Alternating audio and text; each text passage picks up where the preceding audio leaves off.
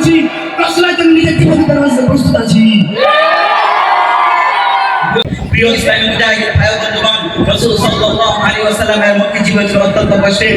রাসূল সাল্লাল্লাহু আলাইহি ওয়াসাল্লামের মক্কি জীবন ছিল অত্যন্ত দুঃখের। এই মক্কি জীবনে রাসূল সাল্লাল্লাহু আলাইহি ওয়াসাল্লামকে মক্কার কাফেররা আল্লাহর দ্বীনের দাওয়াত দেওয়ার কারণে, কালেমার দাওয়াত দেওয়ার কারণে, ইসলামের দাওয়াত দেওয়ার কারণে হাতে করে 13টা বছর পর্যন্ত মক্কার কাফের রাসূল সাল্লাল্লাহু আলাইহি ওয়াসাল্লামকে কত কষ্ট দিয়েছেন, নির্যাতন করেছেন, অত্যাচার করেছেন।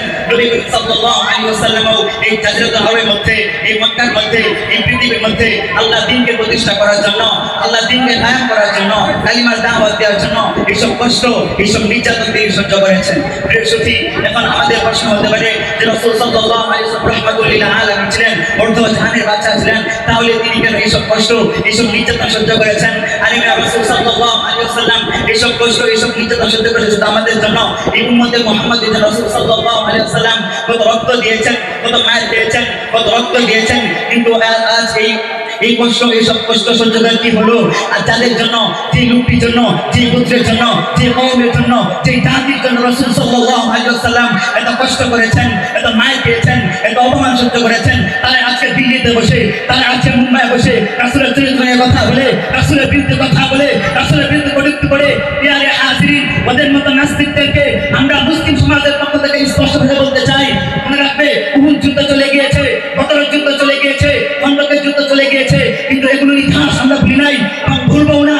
যদি আগামীতে কোন নাস্তিক মুরতাদ দিল্লিতে বসে, মুম্বাই বসে রাসূলের চরিত্র নিয়ে কথা বলে, রাসূলের বিরুদ্ধে কটূক্তি করে, রাসূলের বিরুদ্ধে কথা বলে, তাহলে বাঙালি মুসলমান কেন, গোটা পৃথিবীর মুসলমান আমরা আর চুপ করে বসে থাকবো না। কারণ আমরা অনেক দেখেছি, অনেক সহ্য করেছি রাসূলের অপমান, আমরা অনেক দেখেছি রাসূলের অপমান, আমরা অনেক সহ্য করেছি, আর সহ্য করতে চাই না, আর সহ্য করবো না। কাজেই রাসূলের সম্মান রক্ষা করতে গিয়ে, রাসূলের ইজ্জত রক্ষা করতে গিয়ে, রাসূলের সম্মান রক্ষা করতে গিয়ে যদি আমাদের নিজের মায়ের বুক খালি করতে হয়, নিজের মায়ের বুক খালি করতে রাজি আছি। যদি নিজের বুক থেকে তাজা রক্ত রাজনীতি রাখতে হয়, নিজের বুক থেকে তাজা রক্ত রাজনীতি রাখতে আছি, তো মনে রাখবে এই উপমহাদেশের মধ্যে, এই পৃথিবীর মধ্যে নবী বিচ্ছিন্ন থেকে থাকতে দেওয়া হবে না, থাকতে দেওয়া হবে না, থাকতে দেওয়া হবে না।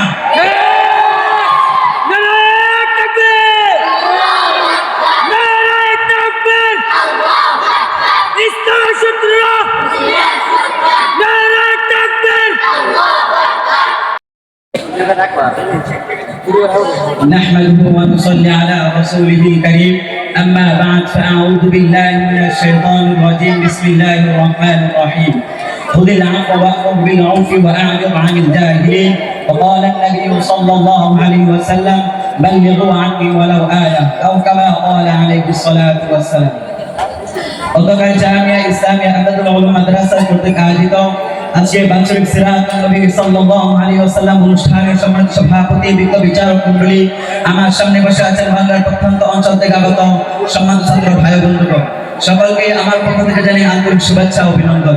আমি আজকে যে বিষয়টি বেছে নিয়েছি তা রাসূল সাল্লাল্লাহু আলাইহি ওয়াসাল্লামের মুখী জীবনী। সমাজ উপস্থিতি, আজ থেকে প্রায় 1000 বছর পূর্বে এই পৃথিবী অন্ধকার হয়ে গিয়েছিল। মানুষ আপন প্রভুকে ভুলে গিয়ে মূর্তি পূজা, শিরক ও বিদআতের মধ্যে লিপ্ত হয়ে গিয়েছিল। তখন আল্লাহ তাআলা একজন মহামানবকে, একজন মহাপুরুষকে পাঠিয়েছিলেন। তিনি আর কেউ নয়, তিনি হলেন আমার নবী, আপনার নবী হযরত মুহাম্মদ মুস্তাফা সাল্লাল্লাহু আলাইহি ওয়াসাল্লাম। প্রিয় হাজির, রাসূল সাল্লাল্লাহু আলাইহি ওয়াসাল্লামকে শৈশব থেকে নিয়ে 40 বছর আগ পর্যন্ত মক্কা কাফেররা তাকে আল-আমিন বলে ডাকতো, মহাব্বত করতো। কিন্তু যখন এই মহামানবের উপর ওহী আসলো, তখন থেকে তাকে আর কেউ আল-আমিন বলে ডাকতো না, মহাব্বত করতো না, বরং জাদুকর ও পাগল বলে ডাকতো। মক্কা কাফের রাসূল সাল্লাল্লাহু আলাইহি ওয়াসাল্লামকে বলতো যে মুহাম্মদ কি পাগল হয়ে গিয়েছে নাকি, সে তার বাপদাদার ধর্মকে বিলম্ব করে, অন্য ধর্মকে অবলম্বন করে মানুষদেরকে দাওয়াত দিয়ে এই ধর্ম দিয়ে দাবিত করছে, হয়তো মুহাম্মদ পাগল হয়ে গিয়েছে। এভাবে রাসূল সাল্লাল্লাহু আলাইহি ওয়াসাল্লামকে প্রত্যেকটি জায়গায়, প্রত্যেকটি স্থানে অপমান অপদস্থ করতো। প্রিয় ইসলামী মুজাহিদ ভাই বন্ধুগণ, রাসূল সাল্লাল্লাহু আলাইহি ওয়াসাল্লামের মক্কি জীবন ছিল অত্যন্ত কষ্টের। রাসূল সাল্লাল্লাহু আলাইহি ওয়াসাল্লামের মক্কি জীবন ছিল অত্যন্ত দুঃখের। এই মক্কি জীবনে রাসূল সাল্লাল্লাহু আলাইহি ওয়াসাল্লামকে মক্কার কাফেররা আল্লাহর দ্বীনের দাওয়াত দেওয়ার কারণে, কালেমার দাওয়াত দেওয়ার কারণে, ইসলামের দাওয়াত দেওয়ার কারণে হাতে করে 13টা বছর পর্যন্ত মক্কার কাফের রাসূল সাল্লাল্লাহু আলাইহি ওয়াসাল্লামকে কত কষ্ট দিয়েছেন, নির্যাতন করেছেন, অত্যাচার করেছেন। নবী করিম সাল্লাল্লাহু আলাইহি ওয়াসাল্লামও এই জাজরাতুল আরবের মধ্যে, এই মক্কার মধ্যে, এই পৃথিবীর মধ্যে আল্লাহ দ্বীনকে প্রতিষ্ঠা করার জন্য, আল্লাহ দ্বীনকে কায়েম করার জন্য, কালিমার দাওয়াত দেওয়ার জন্য এইসব কষ্ট, এইসব নির্যাতন তিনি সহ্য করেছেন। প্রিয় সুধী, এখন আমাদের প্রশ্ন হতে পারে যে রাসূল সাল্লাল্লাহু আলাইহি ওয়াসাল্লাম রাহমাতুল লিল আলামিন ছিলেন, অর্ধ জাহানের বাদশা ছিলেন, তাহলে তিনি কেন এইসব কষ্ট, এইসব নির্যাতন সহ্য করেছেন? আরে রাসূল সাল্লাল্লাহু আলাইহি ওয়াসাল্লাম এইসব কষ্ট, এইসব নির্যাতন সহ্য করেছেন শুধু আমাদের জন্য, এই উম্মতে মুহাম্মাদের জন্য। রাসূল সাল্লাল্লাহু আলাইহি ওয়াসাল্লাম কত রক্ত দিয়েছেন, কত মায়ের দিয়েছেন, কত রক্ত দিয়েছেন, কিন্তু আজ এই কষ্ট, এইসব কষ্ট সহ্য করে কি হলো? আর যাদের জন্য, যে লোকটির জন্য, যে পুত্রের জন্য, যে কওমের জন্য, যে জাতির জন্য রাসূল সাল্লাল্লাহু আলাইহি ওয়াসাল্লাম এত কষ্ট করেছেন, এত মায়ের দিয়েছেন, এত অপমান সহ্য করেছেন, তারা আজকে দিল্লিতে বসে, তারা আজকে মুম্বাইয়ে বসে রাসূলের চরিত্র নিয়ে কথা বলে, রাসূলের বিরুদ্ধে কথা বলে, রাসূলের বিরুদ্ধে কটূক্তি করে। ইয়ারে হাজিরিন, ওদের মতো নাস্তিকদেরকে আমরা মুসলিম সমাজের পক্ষ থেকে স্পষ্টভাবে বলতে চাই, মনে রাখবে উহুদ যুদ্ধ চলে গিয়েছে, বদরের যুদ্ধ চলে গিয়েছে, খন্দকের যুদ্ধ চলে গিয়েছে, কিন্তু এগুলোর ইতিহাস আমরা ভুলি নাই এবং ভুলবো না। যদি আগামীতে কোন নাস্তিক মুরতাদ দিল্লিতে বসে, মুম্বাই বসে রাসূলের চরিত্র নিয়ে কথা বলে, রাসূলের বিরুদ্ধে কটূক্তি করে, রাসূলের বিরুদ্ধে কথা বলে, তাহলে বাঙালি মুসলমান কেন, গোটা পৃথিবীর মুসলমান আমরা আর চুপ করে বসে থাকবো না। কারণ আমরা অনেক দেখেছি, অনেক সহ্য করেছি রাসূল অপমান, আমরা অনেক দেখেছি রাসূল অপমান, আমরা অনেক সহ্য করেছি, আর সহ্য করতে চাই না, আর সহ্য করবো না। কাজেই রাসূলের সম্মান রক্ষা করতে গিয়ে, রাসূলের ইজ্জত রক্ষা করতে গিয়ে, রাসূলের সম্মান রক্ষা করতে গিয়ে যদি আমাদের নিজের মায়ের বুক খালি করতে হয়, নিজের মায়ের বুক খালি করতে রাজি আছি। যদি নিজের বুক থেকে তাজা রক্ত রাজপথে ডাকতে হয়, নিজের বুক থেকে তাজা রক্ত রাজপথে ডাকতে আছি, তো মনে রাখবে এই উপমহাদেশের মধ্যে, এই পৃথিবীর মধ্যে নবী বিকৃতি থেকে থাকতে দেওয়া হবে না, থাকতে দেওয়া হবে না, থাকতে দেওয়া হবে না।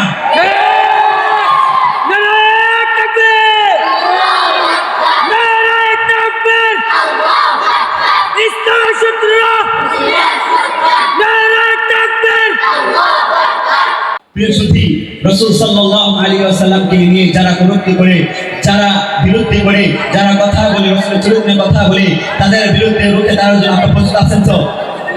রাসূলের বিরুদ্ধে যারা কটূক্তি করে, তাদের বিরুদ্ধে রুখে দাঁড়ানোর জন্য আপনারা প্রস্তুত আছেন?